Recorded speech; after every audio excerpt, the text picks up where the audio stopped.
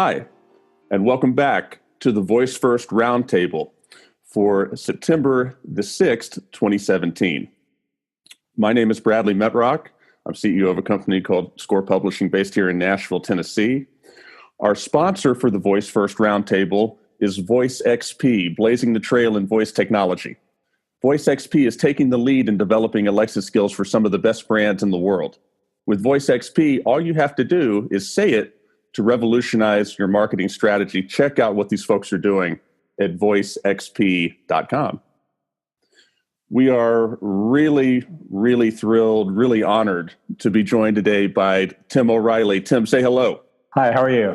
I'm good. You are a noted tech business person. Your career is pretty well known. We're not going to dwell on that. We're going to get straight into talking about voice technology.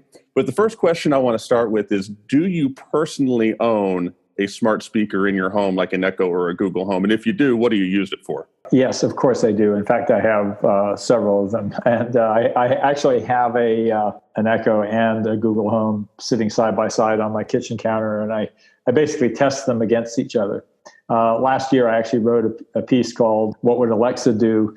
About sort of lessons on UI from the Echo and from Alexa for not just for other developers like Google of voice services, but just in general for how to think about AI-based services. So I ask it lots and lots of interesting questions just to see how it handles them. And so I think because a lot of what I'm interested in is, how does voice become a critical part of the technology infrastructure of the future? And where are we along that curve? Sure. So, but I also ask it routine question. Alexa, what's the weather today? What's the weather in Boston where I'm headed?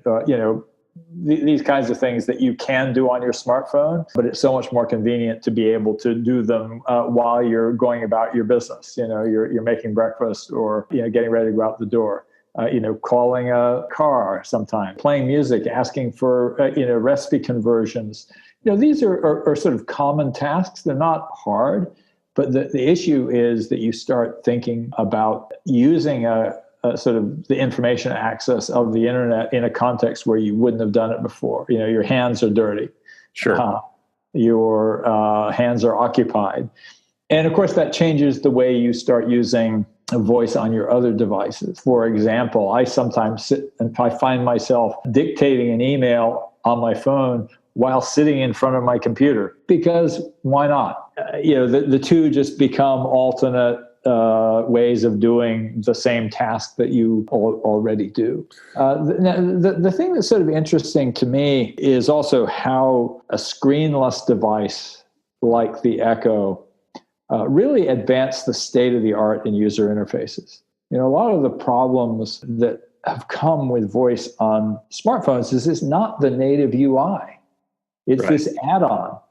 And you see these crazy artifacts of not going voice first. And I think that, just like, companies had this big wake-up call that they had to do mobile first design as opposed to retrofitting, a web design for a larger screen onto the phone. You actually had to think, this is my primary device. I think there are a lot of situations where we really have to think of the speech interface as the primary interface. And once you get that right, you can actually build a better, leaner, smarter touchscreen interface as well. Obviously, we're big believers. We've named our podcast network VoiceFirst FM. So obviously, we're all in on that. It's fascinating to hear somebody who's been around technology as long as you have, who's as smart as you are, who's using the Echo and the Google Home in the way that everybody is, young people, old people. The fascinating thing is everybody's sort of taking to this technology the same way. And this leads me to my follow-up. With how you're using it, you sort of taken to it quickly. Are you concerned about privacy with devices like these? And if so, to what extent? Well, here's my basic thinking on this. If you're concerned about privacy with the Echo and Google Home, why are you carrying around an internet-connected microphone in your pocket all the time? Come on, give me a break. If somebody's going to hack the Echo or Google Home to listen in on you, your TV, this TV is being sold that can listen to you. Phone systems that could be hacked to listen to you, and in particular, every single cell phone has a microphone in it that could be hacked to listen all the time. So yes, these things are set up to be listening for that cue word, but they're not listening all the time. And this reminds me a lot of the fears from the early days of the internet. Oh, you couldn't possibly put a credit card onto a website. It would be,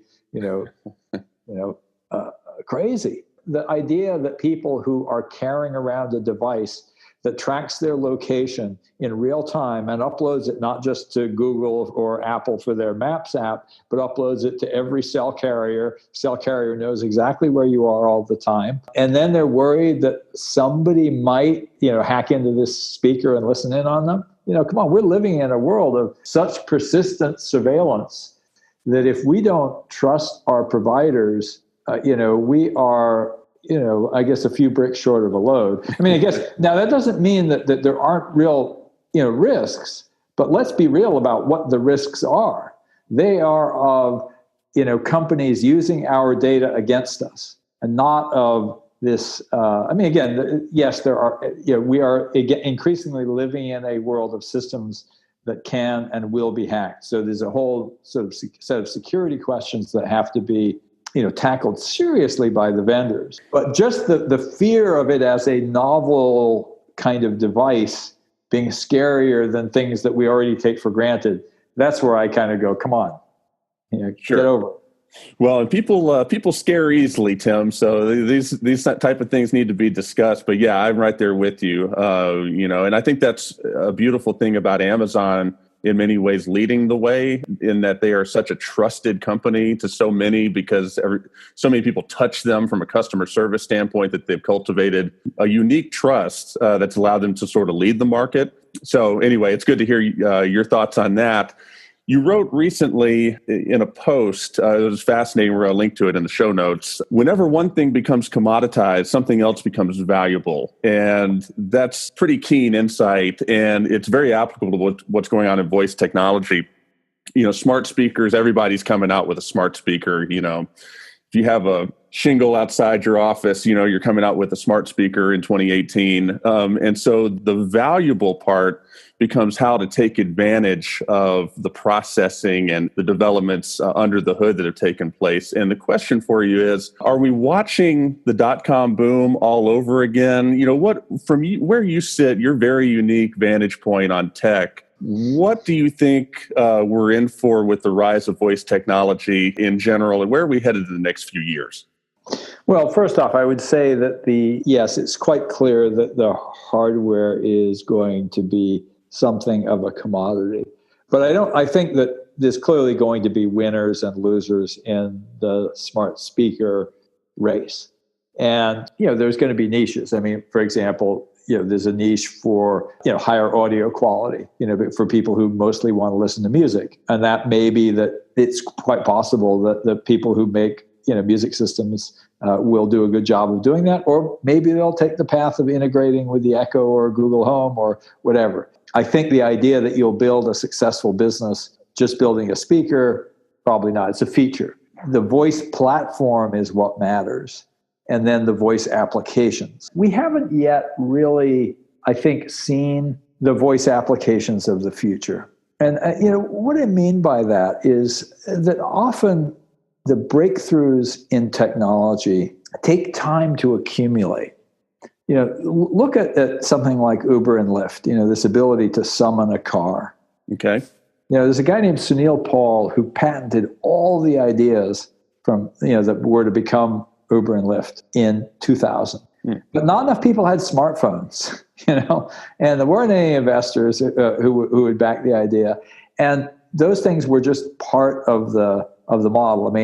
But you think about it, you have to have ubiquitous GPS with a critical mass of people carrying phones, both potential drivers and potential passengers. You have to have ability to take payment seamlessly over the net, without this heavy overhead. You had to have the breakthrough in a business model that didn't say, oh yeah, we're going to work with the taxi companies, like Taxi Magic, the first startup in this space did. You have all these different things that come together, and then somebody says, oh my gosh, this really works. So I look, for example, at the rise of AR augmented reality as this next emergent wave of technology. And then you think about speech in that context. I'm thinking about the first generation HoloLens, and I'm kind of making these funny gestures to pick from a virtual keyboard. And I go, come on, I just want to talk to this damn thing. And we're going to be wearing, whether it's the next generation of HoloLens or the next generation of Google Glass or Snap spectacles, we're going to talk to it. I'm sorry. We're not going to be typing on a keyboard. And increasingly, we're going to be in a world where there are a lot of actions for which just talking to your devices, really talking to your house, talking to your room, talking to your car, is going to be the natural way that you access information services. And HoloLens, for example, has done a great job of kind of going, okay, what we're really doing is we're creating these set of virtual overlays, and you can have different screens and different spaces, and they're oriented in whatever way you want, where you can kind of be looking at the real world. You can kind of go, okay, but now I'm in this information space and I'm looking effectively at virtual screens. But you also could see this being simply a feature of a physical built environment, an office. All these pieces are going to arrive, and then one day we'll see that the world is just very different. Somebody's going to come through with a real breakthrough product. Echo was a breakthrough product, but there's going to be just a real level beyond that, in the same way that the iPhone, kind of broke open the smartphone market. And it will be somewhere, I think, in that conjunction of ambient AR and ambient voice. I look forward to that. As has been well documented on some of our shows at different times, children today are growing up interacting with voice-first devices and becoming acclimated to an expectation they can and they should be able to do that. My wife and I have a 5-year-old son, and he's quite comfortable telling Alexa when he's allowed to turn on Nature Cat, and play Nature Cat or play, Daniel Tiger or whatever, or ask the weather or get other information. Well, it's so interesting because when you think about something like that, I think of an interaction seeing my daughter and my grandson where he's sort of shouting, Alexa, set volume to 11. Like, Alexa, set volume to 6. And, you start thinking, oh, well, what's one of the steps in a conversational UI is understand that of these two speakers, this voice has sort of authority over the other voice. Sure. That's kind of this thing that we haven't even really begun to think about and build in, that, if you have multiple people talking to this device, who does it listen to? And watching kids and parents is a great way to kind of have that insight. It is, and there's actually a fascinating new Amazon commercial for the Echo Show, which sort of scratches the surface of that. Do you own an Echo Show, by the way? I don't. It was funny because I bought an Echo Look, and it was so disappointing that I didn't actually go and get the show. Interesting. Well, I think the Echo Look, you had to. I think you had to have access to that. I mean, I'm sure you could get, make a call to Amazon, they'll send you one, but I don't know if that's been available. But the Echo Show, you need to try that. You need to do that because it's you more than almost anybody else on the planet would appreciate the technology of the Echo Show. It's a magical device. And I'm not former Amazon. I'm not current Amazon. I just own one and I've been able to see it. It's amazing. And especially talking about, as we did just now, as well as before the show, about the intersection of voice and different technologies such as AR. This is not that. This is just the intersection of voice with the screen, with the touch screen. VoiceFirst device. And it's very obvious to see deeper glimpses into the future that you just described through the device. Okay, great. Check that out. I'll take your advice. Please do. You'll enjoy it. So shifting gears, your career in business and really in tech has been built on books. From studying them in college to writing them and to publishing them. However, these days, most people don't read books, and this has been well documented. And there's a lot of different reasons, from educational, institutional problems to substitutes, on the internet. People just read more, long form articles. In your mind, is this just a natural ebb and flow? Are we just out of books? Are books out of vogue for the moment? Are they going to come back? And where does voice technology fit into the picture? Talking about intersection of voice with different technologies. Well, here's a technology. It's called a book. What do you see for books and voice? Well, a couple of things. First off, I would say it's not actually true that I am so deeply involved in publishing. Yes, it's where I got my start, and it's still a part of my business. But I've been basically, many years ago, I realized that my fundamental business is learning things from people at the cutting edge and sharing it with people who want to follow them. Okay. And that led us into, doing events, which is now a bigger part of our business than publishing, and into building a large online learning platform, which includes not just, tens of thousands of ebooks, but tens of thousands of hours of video training. We're really a technology transfer company and a sort of self-directed learning company. Just to be clear about that. So sure. If you go to O'Reilly.com, you really kind of understand that our platform is really at the heart, our learning platform is really the heart of what we do today. But that being said, you think about learning in the age of voice, YouTube is probably the preeminent learning platform on the planet today, because it's a marketplace for people who know how to do something. I think about YouTube videos that I consult periodically. It's like, oh yeah, how was it again that you do that incredible braiding technique for a long electrical cord, and you watch the video and, and one of the things I'm frustrated by is the videos are often too long. Got too much extra content in the beginning. In the way that I think Alexa started to teach us the right way to build voice interfaces, we're going to need to have new kinds of content that are responding much more intelligently and conversationally to this idea that this is just a question someone has. Let's get into the answer as quickly as possible. And we'll see in the same way that text started to optimize for taking you right to the answer, these kind of voice queries will also take you right to the answer. And so this really becomes knowledge on demand. But that being said, books aren't going away. I mean, there's a lot of evidence that actually sales of print books have not only, stabilized, that they've kind of gone back up a little bit. Sure. And I think that it's important to realize that books have always been, the avocation of a small percentage of the population, and they were an imposition on the rest.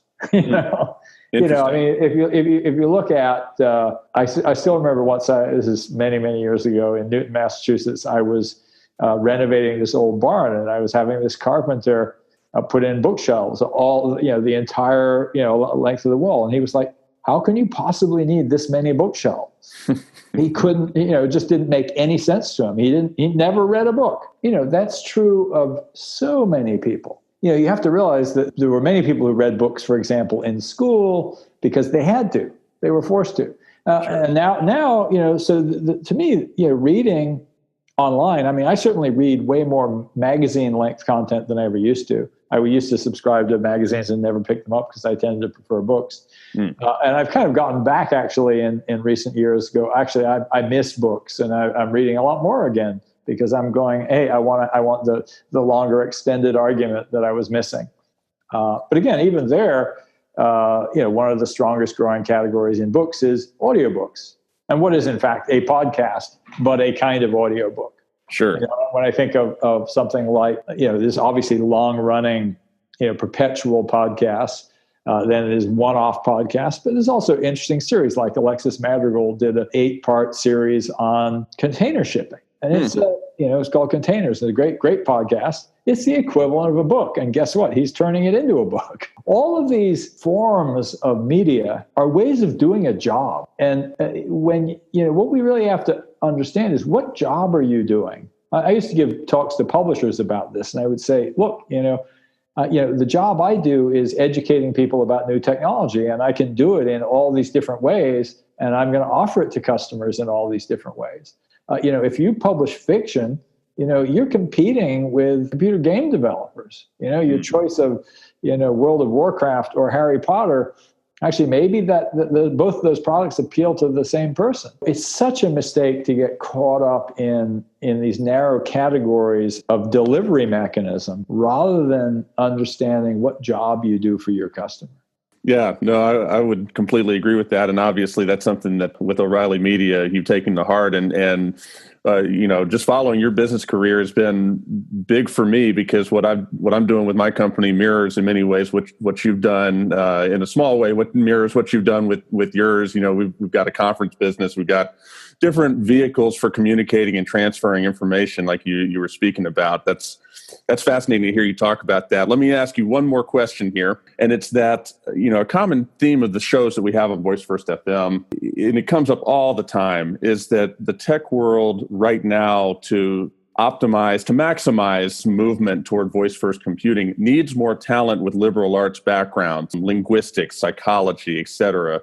And you yourself studied classics in college, so you're a pretty good example. Do you agree with that thought? And what would you tell young people who will be listening to this podcast, high school students, college students, grad school students, what they need to be learning and studying in order to be part of this in the future? Let me just say, it's not really what you study. It's what you care about.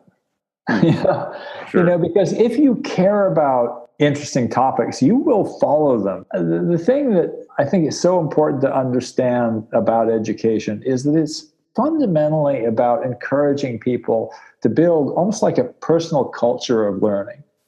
To find ideas that become useful to you, to find ideas that become meaningful to you, to find things that are beautiful to you, and build from that a story about the world that is your own. So much of what we think of as learning is, canned knowledge. And we don't need canned knowledge anymore. It's all at our fingertips. Sure. What we need is, we need to understand what resources are out there, and we need to have, new kinds of fundamentals of the skills to acquire that knowledge when we need it. But mostly we need curiosity, and we need to engender a love of topics.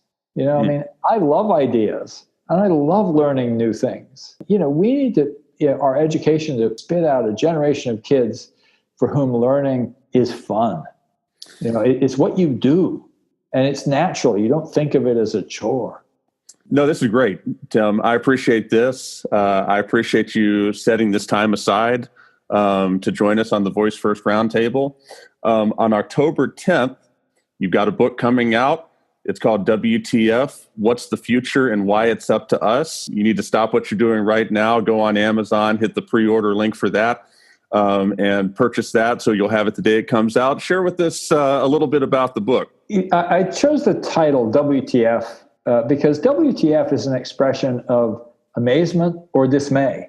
And it can be either, It's like Sure. you look at something and you go, WTF. I think of this amazing photograph. It was actually a giant photo mural in the Sydney airport in Australia. Okay. People, I forget when it was that the first airplane came to Australia. And the look of wonder on the faces of thousands of people who turned out to see this plane come, across the ocean to their far shore was so amazing. And now, of course, you have the WTF of dismay when you see a passenger dragged off, United Airlines, right? This is our set of choices with technology. They can be a source of amazement. They can be a source of dismay. And that's why the title is Why It's Up to Us. What's the future and why it's up to us. The book is really a meditation on what we learn from the great technology platforms about the future of the economy. And one of the key things that we learn is that these platforms really, they can't just serve their users. They have to actually create a rich ecosystem of suppliers. Part of the reason that Microsoft became less dominant was that they kind of ate the ecosystem. It was no longer a place of opportunity. So people went over and the opportunity became the internet. And so one of the things, for example, at O'Reilly that we have always focused on is, one of our slogans is create more value than you capture. And how we applied that in our own business, for example, is why we migrated away from publishing when all these competitors just watched the market shrink, because we said we have to serve our customers, but we also have to serve our authors.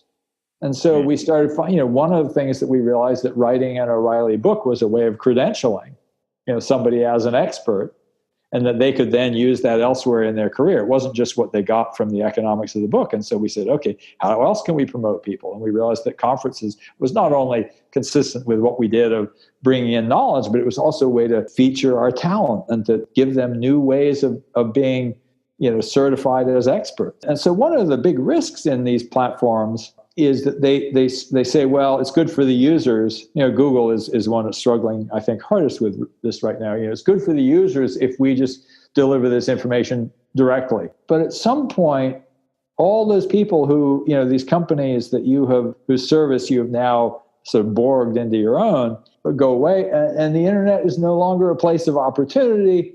And all of a sudden, Google starts to look more and more like AOL.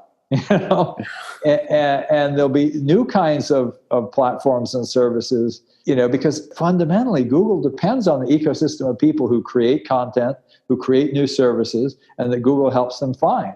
Google stops being the enabler of that ecosystem, which has two sides, has suppliers and consumers. And if it just says, well, we'll be the only supplier, same thing with Amazon. If they start competing with more and more of their sellers, the marketplace becomes less vibrant. And I basically look at that and I draw some conclusions from the economy, because our economy is really also dominated by platforms, whether it's the way that government operates or the way that financial markets operate. And when those people focus a lot on how government takes too much, at least in our political discourse. I think that's actually not true. I think government is inefficient and needs to be made to work a lot better.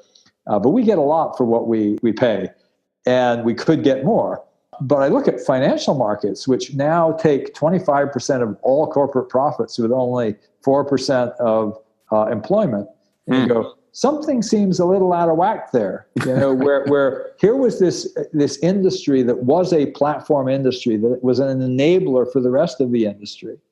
And now, companies are saying, well, we can't afford to pay our workers. We have to give the money, we have to use the money for share buybacks, sure. To make our stock go up. I mean, that's crazy. We've seen this vast diversion of investment away from the real economy, like retraining people, paying people better, just even hiring people, all in service of increasing corporate profits, which are already at an all-time high, to please Wall Street. So I actually have this one sort of idea in my book that in some ways Wall Street has become the first rogue AI. That's interesting. Yeah. No, that's great. And very much look forward to checking it out. So much of a metaphor with what you were saying, about creating ecosystems and creating opportunity that way that applies to voice and the voice landscape. WTF, what's the future and why it's up to us? Tim, thank you very much for joining us. It was a pleasure. Great to talk with you too. For the VoiceFirst Roundtable, thanks for listening. And until next time.